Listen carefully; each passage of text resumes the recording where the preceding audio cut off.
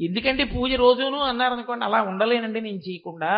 ఈ ఊపిరించిన వాడు వాడు నిన్న ఒక్కరోజు పొద్దున్నీళ్ళలో పువ్వు వేస్తే ఇప్పటి వరకు ఊపిరించాడు కాబట్టి మీరు వచ్చి మాట్లాడారు. వాడికి వెయ్యొద్దండి పువ్వు, నేను వాడికి పూజ చెయ్యొద్దండి, వాడికి పూజ చేయకుండా నేను ఉండలేను అని మీరు అన్నారనుకోండి, అది సాత్విక కర్మ. కామ్యకర్మ కింద మనం ఎందుకు మార్చుకుంటామంటే అలా అలవాటు చేసేసుకున్నాం. ఎప్పుడూ ఉన్నది ఉండడానికి, కొత్తది రావడానికి, ఉన్నది పోకుండా ఉండడానికి ఈశ్వరుడు. అప్పుడు కర్మలన్నీ కామ్యములవుతాయి. కర్మ కామ్యకర్మ కాకుండా ఉండాలి అంటే ఈశ్వరుడు చెప్పాడు, నేను చేస్తున్నాను, సంగము లేదు, దీనివల్ల ఏమొస్తుంది ఏం పోతుంది నాకు అనవసరం. కృష్ణ భగవానుడు ఆయన మాట్లాడుతూ సమత్వం యోగ ఉచ్యతే, యోగము అన్న మాటకి ఆయన నిర్వచనం చెప్పాడు. సమత్వమునకు యోగమని పేరు. అలాగే యోగము అంటే కర్మ చేసేటప్పుడు కౌశలముతో చెయ్యగలగడము. అలాగే అనేన యుజ్యతే ఇది యోగ, అనేకముగా కనపడేవన్నీ కలిపి ఒకటిగా మారేటటువంటి ప్రక్రియ జ్ఞానమునందు. వీటన్నింటినీ యోగం అంటారు. యోగ కర్మసు కౌశలం అంటారు. నిన్న మీతో నేను మనవి చేశాను, యోగస్థ కురు కర్మాణి. కురు కర్మాణి అంటే నువ్వు పని చెయ్యి అంటే ఏదో ఒక పని చెయ్యి కాదు, నువ్వు చెయ్యవలసినటువంటి పని వేద విహితమై, వేదం ఎలా చెప్పిందో అలా చేసిన వాడవైతేనే చిత్తశుద్ధి కలుగుతుంది. యోగస్థ కురు కర్మాణి. ఆ కర్మ యోగం ఎప్పుడవుతుంది అంటే యోగ కర్మసు కౌశలం. కౌశలం అన్న మాట రావడానికి కారణం ఏమిటంటే, గురువుగారి దగ్గరికి శిష్యుడు వెడతాడు ఉపనయనం అయిన తర్వాత. వెళ్ళిన తర్వాత గురువుగారు మొట్టమొదట శిష్యుడికి నేర్పేటటువంటి విషయం ఏది అంటే దర్భ కొయ్యడం నేర్పుతారు.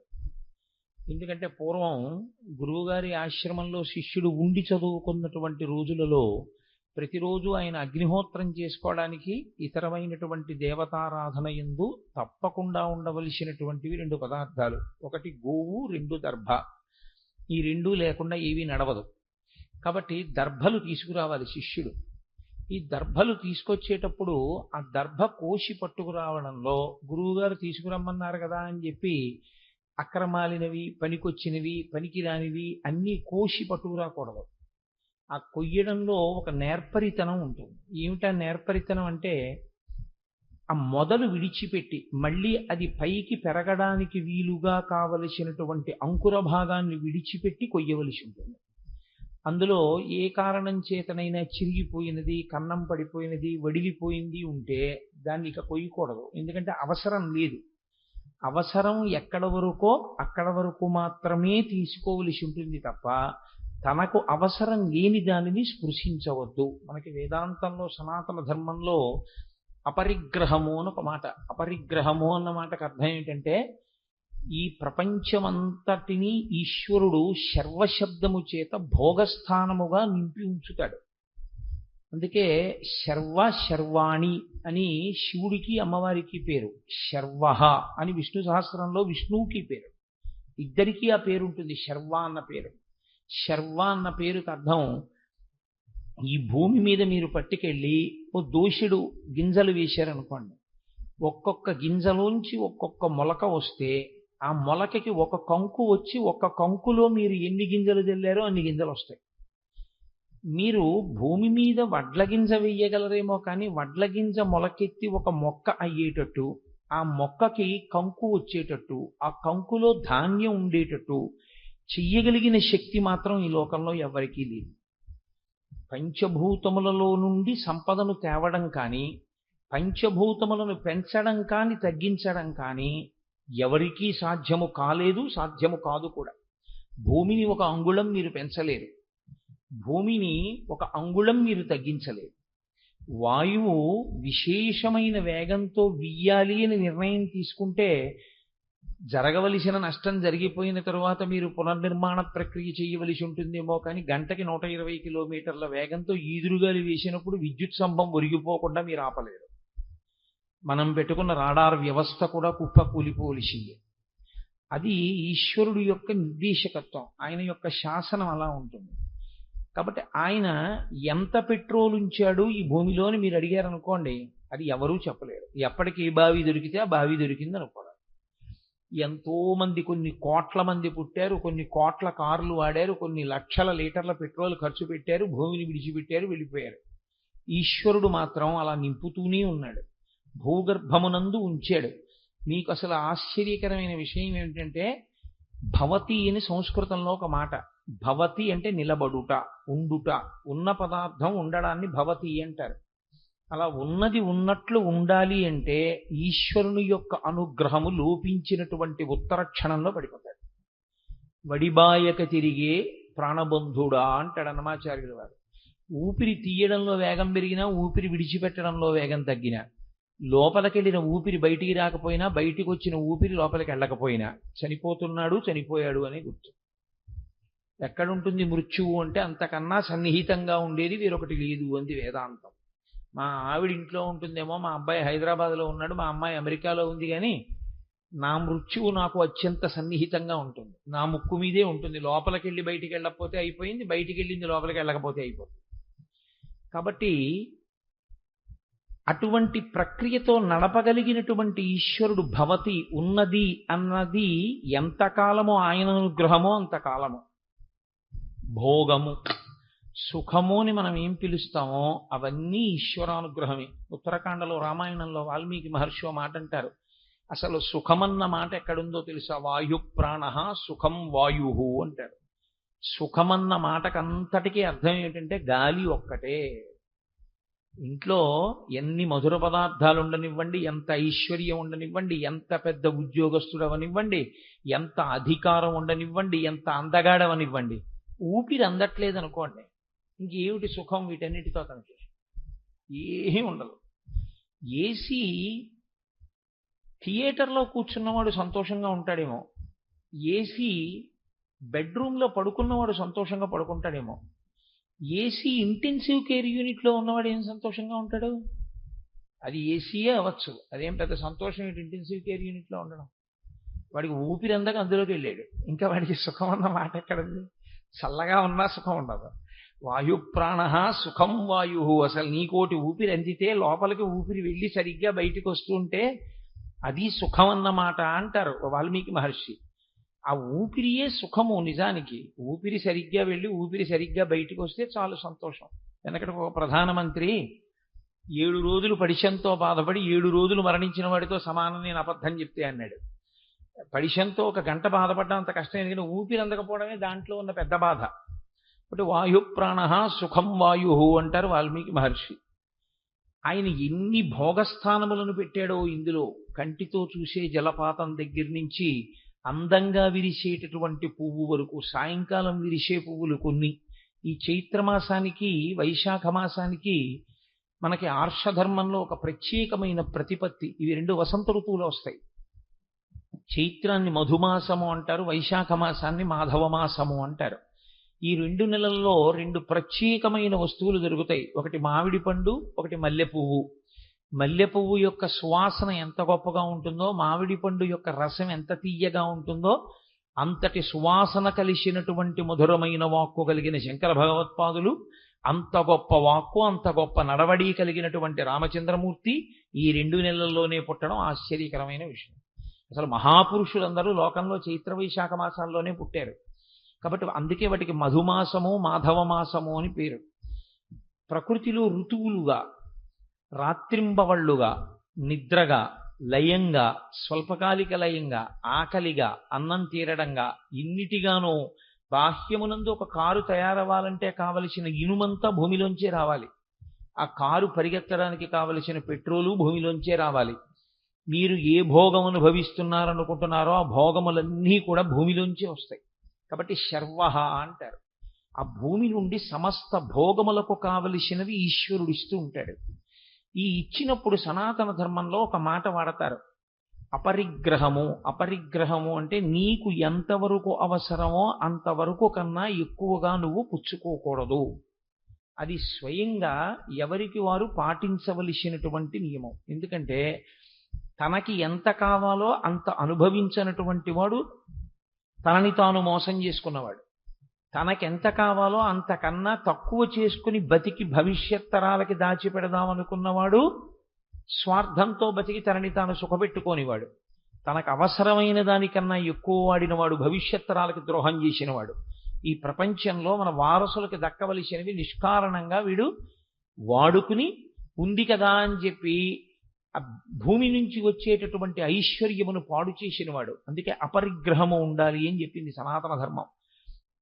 నీకు ఎంత అవసరమో అంతవరకు తప్ప, అంతక మించి నీకు తీసుకునేటటువంటి అధికారం కానీ అంతక మించి దాచుకునే అధికారం కానీ వద్దు.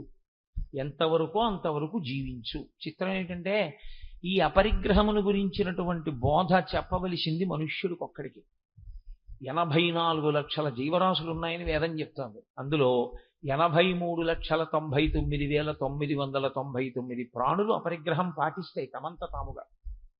కడుపు నిండిపోయిందనుకోండి పక్షి తిందో, కడుపు నిండిపోయిందనుకోండి కుక్క తిందో. దానికి బిడ్డలు పుట్టాయనుకోండి పాలిస్తుంది. ఆ బిడ్డల ఆహారం తినడం వచ్చింది అన్నాయనుకోండి వదిలిపెట్టేస్తుంది. ఆ బిడ్డల కోసం కుక్కలకి బ్యాంకులు, పిల్లులకి బ్యాంకులు లేవు. కానీ చిత్రం ఏమిటంటే ఒక్క మనుష్యుడొక్కడే తన కొరకు కాకుండా కొన్ని తరాల వరకు దాచాలనేటటువంటి ప్రయత్నంలో ఉంటాడు. దాచవద్దని శాస్త్రం చెప్పలేదు, దాచమనే చెప్పింది. కానీ ఎంత దాచాలి అన్నది కూడా వేదం మాట్లాడింది. అతిగా వెళ్ళి పాడు చేసుకోవద్దు జీవితాన్ని. కాబట్టి యోగ కర్మసు కౌశలం అన్న మాటకు అర్థం ఏమిటంటే వేద తాత్పర్యమును మీరు గ్రహించి మీరు కర్మ చేసేటప్పుడు దాన్ని ఎలా చెయ్యాలో ఆ నైపుణ్యముతో నేర్పరితనంతో కర్మ చెయ్యగలిగినటువంటి విధానానికి కౌశలం. దర్భ ఎంత కొయ్యాలో అంతే కొయ్యాలి. కుశ అంటే దర్భ. అంతేకాని దర్భని మొదలంట పెళ్ళగించేశారనుకోండి మళ్ళీ ఎలా వస్తుంది దర్భ? అదే దర్భని కొంత కోసి విడిచిపెట్టేశారనుకోండి, దర్భకి చివర్లు ప్రధానం. దర్భ చివర్లు ఏ దిక్కుకు వేశారు అన్నదాన్ని బట్టి మీరు ఏ కార్యం చేస్తున్నారు అన్నది తెలుస్తుంది. దక్షిణ దిక్కుకి కొసలు వేశారనుకోండి పితృకార్యం చేస్తున్నాడని గుర్తు. తూర్పు దిక్కుకు కొసలు వేశాడనుకోండి ఈశ్వరారాధన చేస్తున్నాడు అని గుర్తు. కాబట్టి కొస ఉండాలి, మొదలు నీకెందుకు? కాబట్టి పాడు చేయకూడదు. లోకంలో దేన్ని కూడా ధ్వంసం చేసేటటువంటి హక్కు మనకి ఇవ్వలేదు. అంతటి సంజీవనీ పర్వతాన్ని తీసుకొచ్చిన హనుమ కూడా ప్రయోజనం అయిపోయిన తర్వాత సముద్రంలో బారేయచ్చు, మళ్ళీ ఎవడెళ్తాడు ఉత్తర దిక్కుగా. మళ్ళీ పట్టుకెళ్ళిపోయి సంజీవనీ పర్వతాన్ని హిమాలయాల్లో సుస్థాపితం చేసి వెనక్కి వచ్చేసారు ఆయన. అంత యుద్ధకాండలో కూడా అపరిగ్రహము అంటే తనకి ఎంతవరకు అవసరమో అంతవరకు మాత్రమే కర్మ చేసి దాని వలన ప్రయోజనమును సాధించుకొనుట తప్ప నిష్కారణమైనటువంటి కర్మ చెయ్యడం కానీ నిష్కారణంగా ప్రకృతిలోంచి మీకు అక్కర్లేని వాటినన్నింటినీ స్వీకరించడం కానీ చెయ్యవద్దు. 2 కర్మసు కౌశలం అన్న మాటలో నేర్పరితనంతో చెయ్యడము అని కదండి మీరు అన్నారు. నేర్పరితనంతో చెయ్యడము అంటే నేను అయ్యప్ప స్వామి గుళ్ళో ఉపన్యాసాలు జరిగేటప్పుడు ఎప్పుడు 42 రోజులు ఉపన్యాసాలు చెప్పినా గోపాలకృష్ణ గారు ఒకసారి అనౌన్స్మెంట్ చేస్తుంటారు. అమ్మ రాత్రి ఎవరిదో దొంగలు ఎత్తుకుపోయారు గొలుసు ఇంటికి వెడుతుంటే మీ అందరూ జాగ్రత్తగా వెళ్ళండి ఇంటికి వెళ్ళేటప్పుడు. లేకపోతే వీధిలో పార్కింగ్లో పెట్టిన సైకిల్ ఎవరో ఎత్తుకుపోయారు. ఈ మధ్య మహాభారతం చెప్తుంటే ఎవరో బ్యాంక్ ఆఫీసర్ గారు ఆ స్కూటర్ డిక్కీలో పెట్టుకున్నటువంటి చెస్ట్ కీస్ ఎత్తుకుపోయారు. ఇప్పుడు ఇంతమంది భారతం వినడానికి వస్తే బయట ఉన్నటువంటి ద్విచక్ర వాహనాల మీద కూడా కొంతమంది కూర్చుని వింటూ ఉంటారు. ఒకడు ఎందుకు వస్తాడంటే అందులో ఉన్నది వాడికి పనికొచ్చిందా పనికి రాలేదా అన్నది అనవసరం. చౌరాయి శష్ఫలాభాయ అని దొంగవాడికి వెంట్రుక మొక్క దొరికినా ఆనందమే, వాడిదా ఏమి. అందుకని ఆ డిక్కీ తెరిచి అందులో ఉన్నటువంటి వస్తువు పట్టుకుపోయాడు. కానీ మీరు జాగ్రత్తగా గమనించండి, నేను ఉద్యోగం చేయడం ఎంత జాగ్రత్తగా చేస్తానో, ప్రవచనం చేసేటప్పుడు ఎంత జాగ్రత్తగా మాట్లాడతానో, నేను భోజనం చేసేటప్పుడు ఎంత జాగ్రత్తగా భోజనం చేస్తానో, వ్యాయామం చేసేటప్పుడు ఎంత జాగ్రత్తగా వ్యాయామం చేస్తానో, అంతకన్నా ఒళ్ళు దగ్గర పెట్టుకుని చాలా జాగ్రత్తగా చేయవలసింది దొంగతనమే లోకంలో. ఎందుకంటే నేను 20 ఏళ్ళు ఉద్యోగం చాలా బాగా చేశానండి, ఏదో ఒక్కసారి ఫైల్ తప్పు రాశానండి అన్నాను అనుకోండి, ఏదో ఓ మెమో ఇచ్చి however your explanation has been considered carefully and it is found that you are negligent while discharging your duties, still a lenient view is taken and the memo dropped for this time. However, you are cautioned to be more careful in future. అని నాకు ఒక letter ఇచ్చి విడిచిపెట్టేస్తారు. ఒక దొంగ దొరికిపోయాడు అనుకోండి, అయ్యా ఇప్పటికి నేను 12,374 దొంగతనాలు చాలా బాగా చేశాను, ఇది ఒక్కటే దొరికాను అంటే క్షమిస్తారా? ఒక్కనాటికి క్షమించారు. ఇతపూర్వం నైపుణ్యంతో చేసినవన్నీ ఇప్పుడు పెద్ద శిక్షకి కారణం అవుతుంది. చాలా హత్యలు బాగా చేశానండి, ఈ హత్య దగ్గరే దొరికిపోయాను అన్నాడు అనుకోండి, అది ఆయన్ని క్షమించడానికి కారణం అవ్వదు, ఆయన్ని ఇంకా బాగా శిక్షించడానికి కారణం అవుతుంది. యోగ కర్మసు కౌశలం, పని చేసేటప్పుడు నువ్వు నేర్పరితనంతో చెయ్యి అని కృష్ణ పరమాత్మ అన్నారు కదండి. అందుకని నేను చాలా నేర్పరితనంతో దొంగతనం చేశాను, చాలా నేర్పరితనంతో హత్య చేశాను అంటే అది కూడా కర్మసు కౌశలమే అవుతుందా? అందుకే ఆయన వెంటనే పక్క శ్లోకంలో ఈ మాట అనడానికి కారణం అదే. యోగస్థ కురు కర్మాణి సంగం త్యక్త్వా ధనంజయ. నువ్వు చేసే పని ఏది పడితే ఆ పని నువ్వు చేసేసి నేను చాలా నేర్పరితనంగా చేశానండి అనకూడదు. నా దగ్గరికి వచ్చిన వాళ్ళు కొంతమంది చెప్తూ ఉంటారు, తిరుమల వెళ్ళామండి దర్శనానికి, కోటేశ్వరారు మేము 50 రూపాయల కిలో ఇలా వెళ్ళి బయటకు వచ్చేస్తుంటే లోపలికి వెళ్ళే వాళ్ళు వెడుతుండగా బయటికి వెళ్ళే వాళ్ళందరినీ కాసేపు నించో పెట్టారు, ఏదో ప్రసాదాల గుండిగలు వెడుతున్నాయి, 200-300 మంది అయిపోవడంలో అక్కడ ఉన్న వాళ్ళు చూడలేదు, నేను మెల్లిగా తాడు కింద నుంచి దూరి మళ్ళీ గుళ్ళోకి వెళ్ళే వాళ్ళలోకి వెళ్ళిపోయానండి. ఇలా ఆనంద నిలయంలోకి 3-4 మాటలు వెళ్ళిపోయి ఒక్క రోజులో 4 దర్శనాలు చేసుకొచ్చానండి అంటాడు. ఇప్పుడు అది నేర్పరితనమా, చాలా బాగా చేసినటువంటి దర్శనమా, ఈశ్వరుడి దృష్టిలో నువ్వు అపరాధివా? నువ్వు అపరాధివే. భగవద్ దర్శనం అలా చేయడం, దొంగ దర్శనాలు చేయడం ఏమిటి? అలా వెళ్ళకూడదు. ఈశ్వరుణ్ణి నువ్వు ఎలా చూడాలో అలా ఒక్క మాట చూడాలి. అందుకే రాజద్వారే రాజగృహే దర్శనం చేయమని చెప్తాడు. తప్పించి ఇంకొకలా దర్శనం చేయకూడదు. నీకు అలా అవకాశం లేకపోతే ఇంకొక మారు చూడాలనిపిస్తే చూడ్డానికే విమాన వెంకటేశ్వరుడు ఉంటాడు, బయట నుంచి చూడాలి తప్ప ఇక అంతరాలయంలోకి మళ్ళీ జొరబడకూడదు. నీకు విమాన వెంకటేశ్వరుడు కూడా కనపడకపోతే బయటికి వచ్చి విమానాన్ని చూడు చాలు. ఆనందనిలయ విమానం ఎక్కడి నుంచైనా కనపడుతుంది. ఒక్కసారి ఆనందనిలయ విమానాన్ని చూసి నువ్వు నమస్కారం చేస్తే నువ్వు వెంకటేశ్వర దర్శనం చేసేసినట్టే. నీకు విమానం కూడా కనపడకపోతే ప్రాకారాన్ని దర్శనం చాలు, గోడకి నమస్కారం చేయి, నువ్వు ఈశ్వరుడికి దర్శనం చేసినట్టే.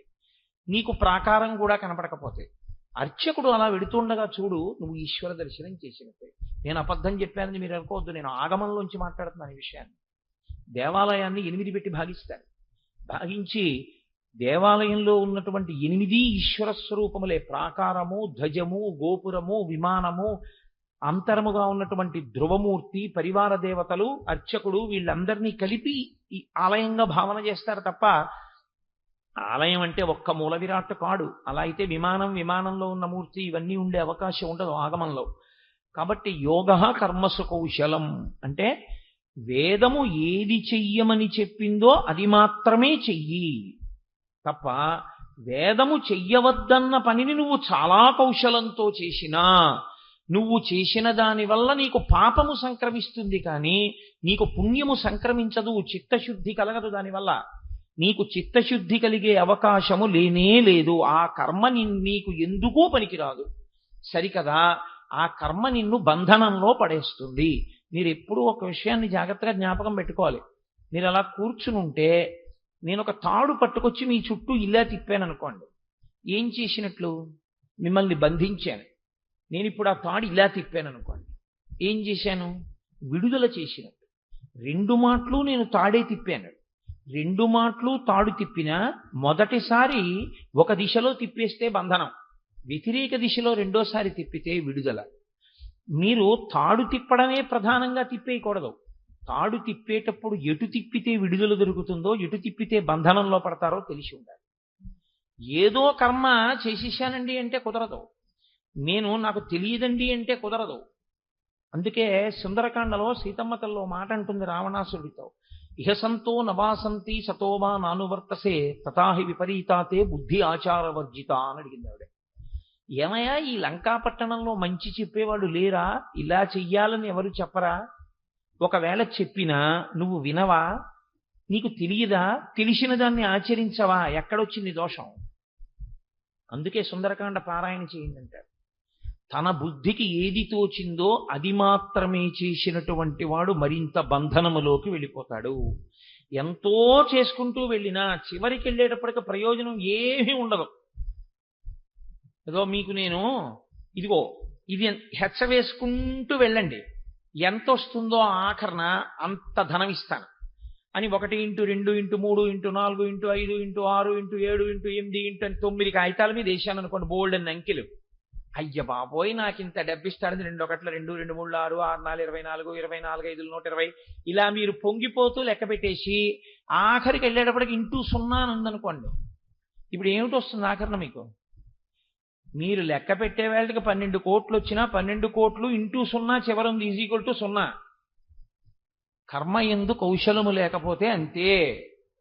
అందుకే భగవద్గీత ఉపనిషద్ అంటే విశ్వాసమున్నవాడికి, తన చిత్తశుద్ధిని ఏర్పరుచుకుందాం అనుకున్నవాడికి, శాస్త్రమును ప్రమాణముగా స్వీకరిద్దాం అనుకున్నవాడికి, జన్మ సాఫల్యమును పొందుదాం అనుకున్నవాడికి పనికొచ్చేదే తప్ప బయట వర్షం వస్తోంది కాసేపు ఇక్కడ ఏదో షామియానా వేశారు లోపలికి వెళ్ళి కాసేపు అదేమిటో చెప్తున్నాడు వీరు వెళ్ళిపోదాం అనుకున్న వాడి కోసం పనికొచ్చేది కాదు భగవద్గీత. భగవద్గీత ఎవరి కొరకు అంటే భగవద్గీతాసు ఉపనిషత్సు అంటారు. ప్రతి అధ్యాయం చివర తాను తరించాలి, మనుష్య జన్మ ప్రయోజనం ఏమిటో తెలుసుకోవాలి అనుకుని గురువు మీద, శాస్త్రం మీద, ఈశ్వరుడి మీద విశ్వాసం ఉండి కూర్చుని విన్నవాడెవరో వాడికి పనికొచ్చేది తప్ప ఏదో సరదాగా విందామండి అనే వాళ్ళకి పనికొచ్చేటటువంటిది భగవద్గీత కాదు. భగవద్గీత ఎవరికి ఫలితాన్ని ఇస్తుంది?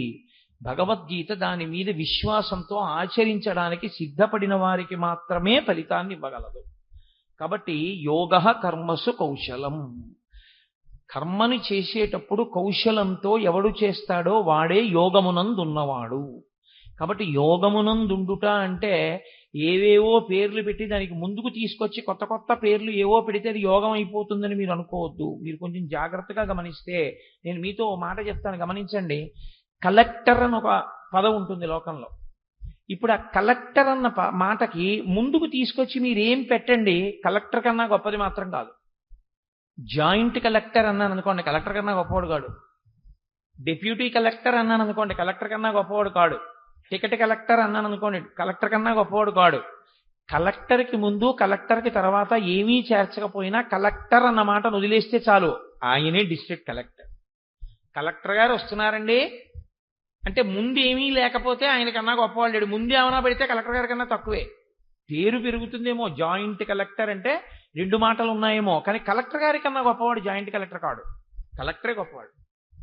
అలాగే యోగః అన్న మాటని మీరు యోగః అని అర్థం చేసుకుంటేనే అర్థం. అంతేకాని యోగం ముందుకి తీసుకొచ్చి ఇంకా కొత్త కొత్తవేవో తగిలించి మీరు నేర్చుకోవడం మొదలెట్టారనుకోండి, అసలు నిజంగా యోగం సిద్ధిస్తుందా అంటే దాంట్లో చెప్పడం కష్టం.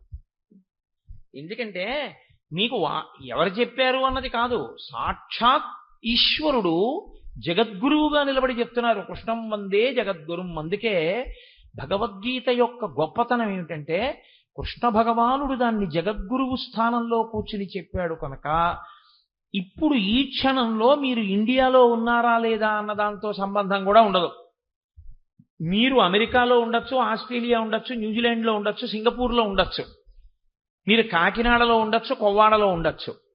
భగవద్గీతలో చెప్పినటువంటి సారాంశాన్ని మనసుతో పూర్తిగా పట్టుకుని చేసిన వాడెవడో వాడే జగద్గురువుకు శిష్యుడు.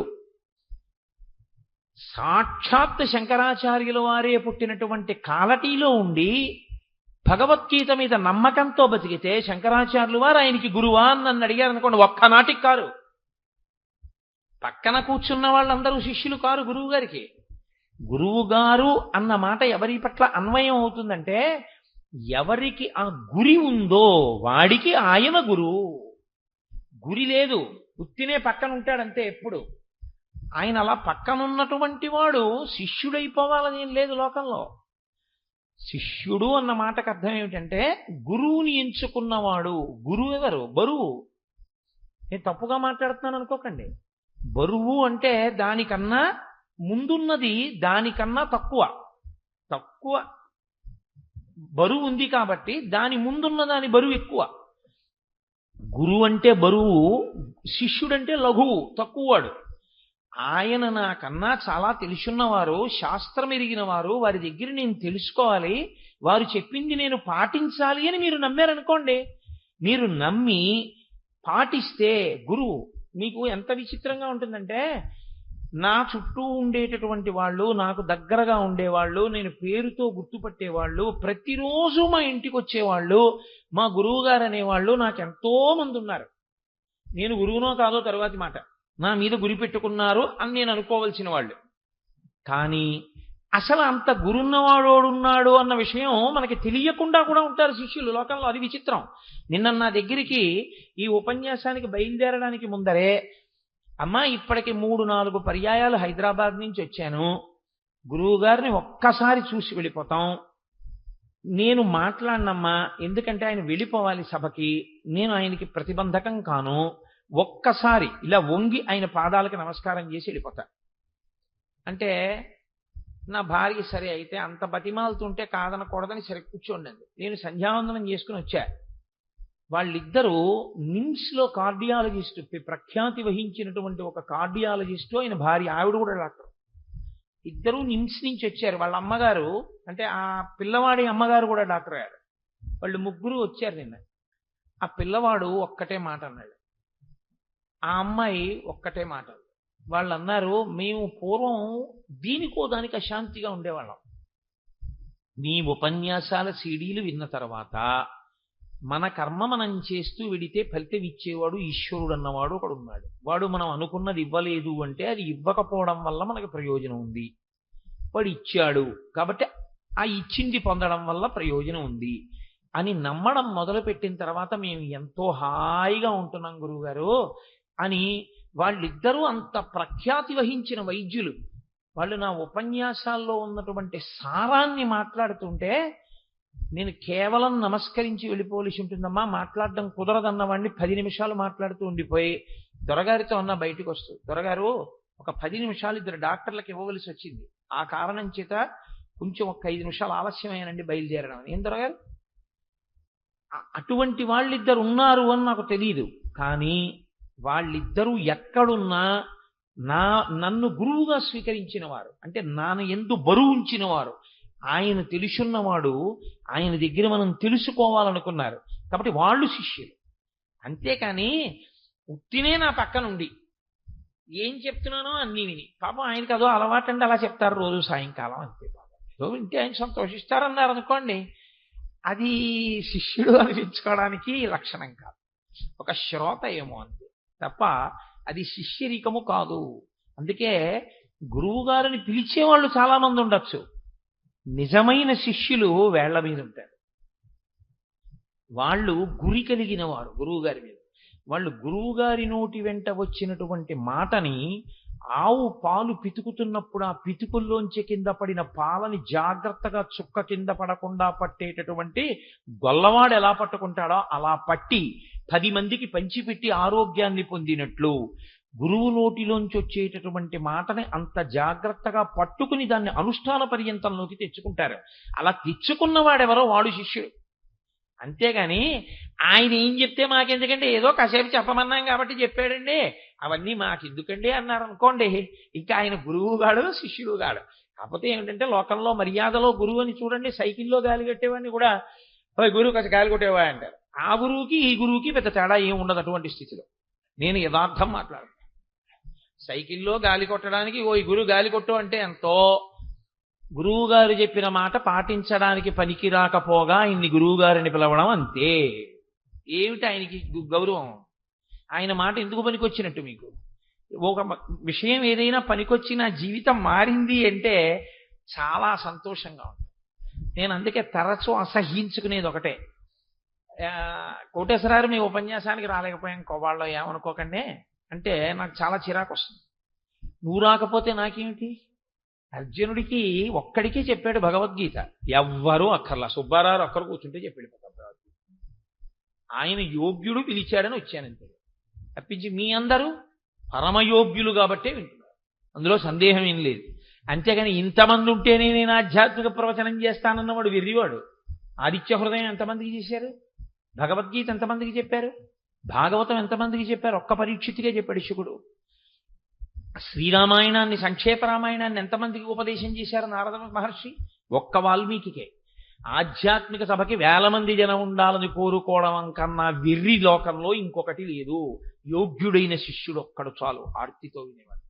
వాడి కోసం చెప్పాలి. ఏమో ఎక్కడున్నాడో ఈ సభలో.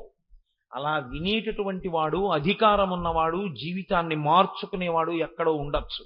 అందుకే నీ కంటి ముందు కనపడుతున్న వాళ్ళు పరాకుగా ఉన్నారో లేరో నీకు సరిగ్గా అర్థం కాకుండా ఉన్నా, వాడొక్కడెవడో సభలో ఉన్నాడు, వింటున్నాడన్న జాగ్రత్తతో నువ్వు చెప్పవలసి ఉంటుందంతే.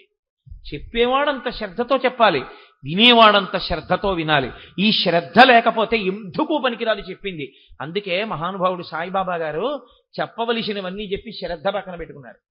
సా శ్రద్ధ కదితా సిద్భి యయా వస్తూపలభ్యతే. సాయిబాబా గారు చెప్పనివి మీరు ఎన్ని చేసినా ఆయన సంతోషించాలని మీరు గుర్తెరగవలసి ఉంటుంది.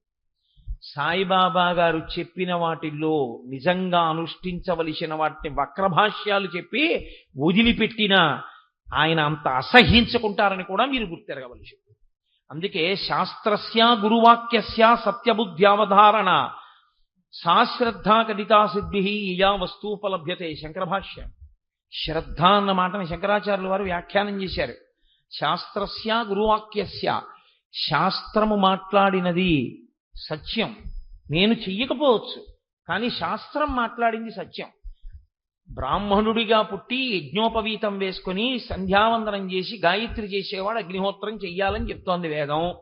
నేను చెయ్యట్లేదు అగ్నిహోత్రం. నేను అగ్నిహోత్రం చెయ్యట్లేదు కాబట్టి వేదం అందిగానండి చేయకపోయినా పర్వాలేదనకూడదు. వేదం చెప్పింది సత్యం, చెయ్యాలి అగ్నిహోత్రం, కానీ నేను చెయ్యట్లేదండి, నేను అపరాధిని, నేను చెయ్యట్లేదు అని చెప్పాను అనుకోండి, కనీసం నేను చేస్తున్న పాపానికి ప్రాయశ్చిత్తం. అయ్యా ఎప్పటికైనా ఈశ్వరానుగ్రహంతో నేను రిటైర్ అయిపోయిన తర్వాత ఈశ్వరుడు శక్తినిచ్చి, లేదా ఈలోగానే నాకు అనుకూల్యత సిద్ధించి నేను ప్రతిరోజు అగ్నికార్యం చేసుకునే అదృష్టాన్ని నాకు సర్వేశ్వరుడు కృప చెయ్యాలి అని నేను అన్నాను అనుకోండి, అప్పుడు నేను శాస్త్రాన్ని నమ్మినవాడిని. అంతేగాని శాస్త్రం చెప్పిన వాటిని ఎన్నింటిని మనం పక్కన పెట్టేద్దామని ఆలోచించాను అనుకోండి, అది కాదు శ్రద్ధ. శాస్త్రస్య గురువాక్యస్య సత్యబుద్ధ్యావధారణ. శాస్త్రాన్ని పక్కన పెట్టాను ఎక్కడ చెప్పినట్టు సాయిబాబా గారు శ్రద్ధ పక్కన పెడితే? శ్రద్ధ సాబూరి ఆయన పక్కన ఉంటే శాస్త్రం వద్దని ఎలా అనగలరు మీరు? శ్రద్ధ అన్న మాట అక్కడ ఉన్నంతసేపు శాస్త్రాన్ని మీరు పట్టుకోవాల్సిందే. కాబట్టి యయా వస్తూపలభ్యతే, అప్పుడే నీకు ఏదైనా లభ్యం అవుతుంది. అదే యోగ కర్మసు కౌశలం, అదే అంటున్నాడు కృష్ణ భగవానుడు. ఏ గురువు మాట్లాడినా శాస్త్రాన్ని మాట్లాడతారండి. ఏ గురువు గారు మాట్లాడినా ఎప్పుడు అడ్డదారి చెప్పరని మీరు జ్ఞాపకం బాగా ఉంచుకోవాల్సి ఉంటుంది. ఏ గురువు అయినా శాస్త్రమును పాటించనే చెప్తాడు తప్ప ఏం పర్వాలేదండి శాస్త్రాన్ని విడిచిపెట్టేసేయండి అని చెప్పినటువంటి వ్యక్తి లోకానికి ప్రయోజనమును చేకూర్చలేడు. దానివల్ల ఇబ్బంది వస్తుంది. ఎందువల్ల మీకు నేను ఇప్పుడే చెప్పా, యోగ కర్మసు కౌశలం. ఇలా తిప్పితే కడతారు, ఇలా తిప్పితే విప్పుతారు. మీరు కట్టడం తిప్పడం, చెయ్యి తిప్పడం సరిగా చెప్పకపోతే వాడు ఇంకా ఇంకా ఇంకా ఇంకా బంధనంలో కడతాడు. ఎంత పెట్టి హెచ్చ వేసినా చివర సున్నుంది, సున్నే వచ్చేస్తుంది. అది రాకుండా జాగ్రత్త పడాలి అంటే యోగ కర్మసు కౌశలం. దొంగతనం చాలా నేర్పరితనంగా చేశానండి, ఉపయోగం లేదు. నేను చాలా నేర్పరితనంగా నా జీవితంలో అబద్ధాలు ఆడాను. ఎప్పుడూ ఎవ్వరూ నేను అబద్ధం ఆడానని గుర్తుపట్టలేకపోయారు. అంత బాగా అబద్ధం ఆడాను కాదు. నువ్వు మాటకి నిలబడగలవా, అందులో నువ్వు కష్టపడ్డావా, అది నేర్పరితనం. ఇప్పుడు నేను కారులో వస్తూ దొరగారితో అదే మా ప్రస్తావన చేస్తూ వస్తున్నా. ఒక్క మనిషి ఇంత సంకల్పం చేసి ఇంత కార్యం చెయ్యాలంటే తెల్లవారు లేస్తే మనము చేస్తున్నాం. దొరగారు ఎంత కష్టపడ్డాడో మహానుభావుడు, ఎంత ఆలోచన చేశారో, ఎంత ఆవేదన పడ్డారో. అటువంటి వ్యక్తికి మాట ఇచ్చిన తరువాత వారం రోజులు వస్తానని, వారం రోజులు నేను వెళ్ళి నేను చెప్పగలిగింది చెప్పి, అమ్మయ్యా ఆయన ఇంత కష్టపడితే ఆయనకి నేను ఒక ఉపకారం చెయ్యగలిగాను, ఇచ్చిన మాట ప్రకారం వెళ్ళి గంట చెప్పాను, అరగంట చెప్పాను, నేను నమ్ముకున్న శాస్త్రాన్ని చెప్పి నేను వచ్చాను, చాలు, నాకు ఈ తృప్తి చాలు దొరగారు. అంత కష్టపడిన వ్యక్తికి నన్ను అడిగిన ఉపకారం నేను చేయగలిగాను చాలు. మీరు మాట నిలబెట్టుకోవడానికి పరిశ్రమ చేయవలసి ఉంటుంది. మాట తప్పడానికి పెద్ద పరిశ్రమ అక్కర్లేదండి. ఒక్క మాట చాలా అబద్ధం చెప్పడానికి. నేను ఈ 8 రోజుల ఉపన్యాసాలకి నేను రావాలని ఏం లేదు. సాయంకాలం అయ్యేటప్పటికి ఏమిటో ఒళ్ళు వెచ్చగా ఉంటుందండి. డాక్టర్ గారు కొన్నాళ్ళు సాయంకాలం పూట్ల ఎక్కడికి వెళ్ళకండి, అందులో ఓపెన్ ఎయిర్లోకి వాటికి వద్దన్నారు సుబ్బారావు, అందుచేత నేను ఏదో టాబ్లెట్స్ అవి వేసుకోవాల్సి వస్తుంది, నన్ను మన్నించండి ఈసారి. కానీ నేను అన్నాను అనుకోండి, నన్ను పేకట్టుకులు అక్కొస్తారేంటి? ఏమి రారు. కానీ వస్తాను అని మాటిచ్చి ఒకసారి ఒక ఆహ్వాన పత్రంలో ఫోటో పడిపోయిన తర్వాత ఆ మాట నిలబెట్టుకోవలసిన కర్తవ్యం ఇక నాది. నిజంగా అంత శరీరం అనుమతించక నేను రాలేకపోయాను అనుకోండి, అది వేరు. కానీ నేర్పరితనంతో అబద్ధం ఆడడం గొప్పతనం కాదు, నేర్పరితనంతో కష్టపడి రావడం గొప్ప. దానికి నువ్వు గుండెల మీద చెయ్యేసుకుని నువ్వు సంతోషించవలసింది ఏమైనా ఉంటే దానికి ఒక్కదానికి.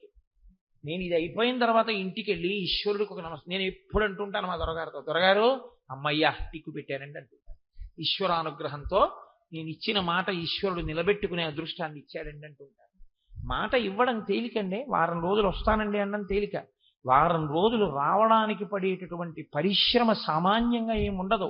5:30కి ఆఫీస్ అయితే ఇంటికి పరిగెత్తి సంధ్యావందనం చేసుకుని పంచె కట్టుకుని ఇక్కడికి వచ్చి వేదిక మీద కూర్చుని గంట సేపు వేదాంతం చెప్పి మళ్ళీ ఇంటికి వెళ్ళి చేయడం అంటే తెల్లవారకట్ట 4 గంటలకి లేస్తే సాయంకాలం శరీరం బడలిపోయే వేళటికి మళ్ళీ ఏదో చెప్పొచ్చేయకుండా మనం సరిగ్గా మాట్లాడాలన్న పూనికతో ఉత్సాహం తెచ్చుకుని మాట్లాడి వెళ్ళాలి అంటే భగవంతుడు అనుగ్రహం ఉంటే కానీ మాట నిలబెట్టుకోలేము. దానికి ఈశ్వరుడికి నిజమైన సత్కారం ఏది అంటే, అమ్మయ్య ఈశ్వర నేను మాటిస్తే నిలబెట్టుకునేటట్టు చేశావయ్యా, చాలు, ఇంకింతకన్నా నాకేం కావాలి, ఇంకా నాకేం అక్కర్లేదు జీవితంలో. నా ఊపిరున్నంత కాలం నేను ఇలా ఎక్కడ మాటిస్తే అక్కడికి వెళ్ళి నేను చెప్పిన మాట నిజం చేసి వచ్చేటటువంటి అదృష్టం నాకు లభిస్తే చాలు, ఇంకా నాకేం అక్కర్లేదు. యోగా కర్మసు కౌశలం. నేను నన్ను పొగుడుకున్నానని మీరు అనుకోవద్దు. ఒక మాట నిలబెట్టుకోవడం ఎంత కష్టంగా ఉంటుందో మీకు నేను మనవి చేస్తున్నాను.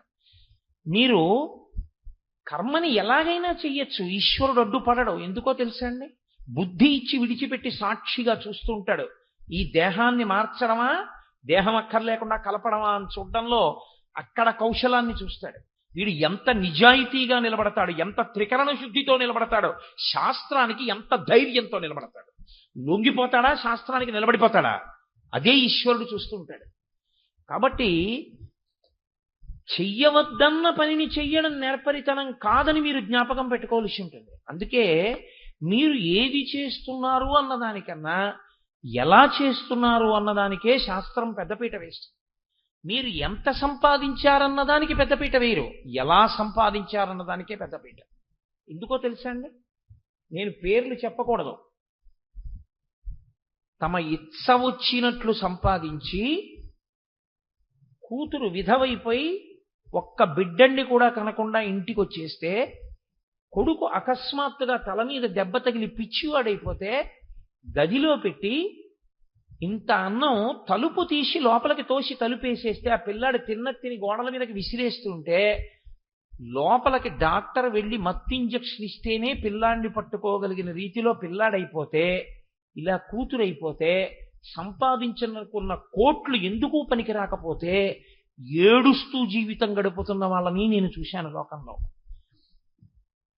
చేసినటువంటిది స్కూల్ మాస్టర్ ఉద్యోగం అయినా త్రికరణ శుద్ధిగా తన శాస్త్రాన్ని నమ్మి కష్టపడి చక్కగా శాస్త్రం ఎలా చెప్పిందో అలా వీధి చివర ఉన్న ఏటిపాయికి వెళ్ళి స్నానం చేసి సంధ్యావందనం చేసుకుని తనకొచ్చిన విద్యని త్రికరణ శుద్ధిగా 10 మందికి నేర్పి తాను మర్యాదకి మాటకి కట్టుబడి బ్రతికినటువంటి వాళ్ళ కడుపున పుట్టినటువంటి బిడ్డలు ఆకాశమంతెత్తు ఇరిగిపోతే ఎనలేని కీర్తి ప్రతిష్టలతో జీవితాన్ని గడిపితే చిట్ట చివర దేశాధినేతల యొక్క శరీరాలు కాలిపోయినట్టు శిష్యులు తెచ్చినటువంటి చందనపు చెక్కల్లో శరీరాలు కాలిపోతే అటువంటి గురువుగారు వెళ్ళిపోయిన రోజున వారమేసి రోజులు ఇళ్లల్లో అన్నం తినకుండా ఏడిచినటువంటి మహాపురుషుల జీవితాలు కూడా నేను చూశాను. ఎందుచేత మీతో అంటున్నానంటే, శ్రీభాష్యం అప్పలాచార్య స్వామి వారిని గృహస్థాశ్రమంలో ఉండేవారు. నేను ఒకసారి కారులో విశాఖపట్నం వైపు వెడుతూ అప్పలాచార్య స్వామి వారి గురించి మాట్లాడుతుంటే నాతో కారులో వెళ్తున్న వ్యక్తి అన్నాడు, ఏంటి అంత గొప్పవారు ఏంటండి ఆయన అన్నాడు. నేనన్నా, నాకు ఇలా కాదు, ఆయన గొప్పతనం ఏమిటో అర్థం అవ్వాలి ఇంకని నేను ఆయన గొప్పతనం ఏమిటో చెప్తాను, మీకు అర్థమయ్యేట్టు చెప్తాను ఉండండి. ఎలాగో హైవే మీద వెళ్తున్నాగా అని ఆ పక్క సందులోకి దిగి అరటిపళ్ళు కొబ్బరికాయలు అమ్మే కొట్టు ఒకటి చిన్నది ఉంటే అక్కడ ఒక అమ్మి వాటిని అమ్ముతోంది. అక్కడ నిలబడి ఏదో అరటిపళ్ళు కొన్నట్టుగా అమ్మ వారడైన అరటిపళ్ళు ఇమ్మని, అమ్మ ఇక్కడ ఏదో శ్రీభాష్యం అప్పలాచార్యులు గారిని ఎవరో ఉన్నారంటారు కదా, వాళ్ళు ఇల్లే ఇక్కడ ఎక్కడో ఉందంటారు, నీకేమైనా తెలుసా అన్నాను. ఆ అమ్మాయి నన్ను ఇలా విచిత్రంగా చూసినట్టు చూసి, శ్రీభాష్యం అప్పలాచార్యులు గారు ఎవరో ఉంటారు ఇక్కడ, ఇక్కడే ఉంటారా అని అడుగుతున్నారా?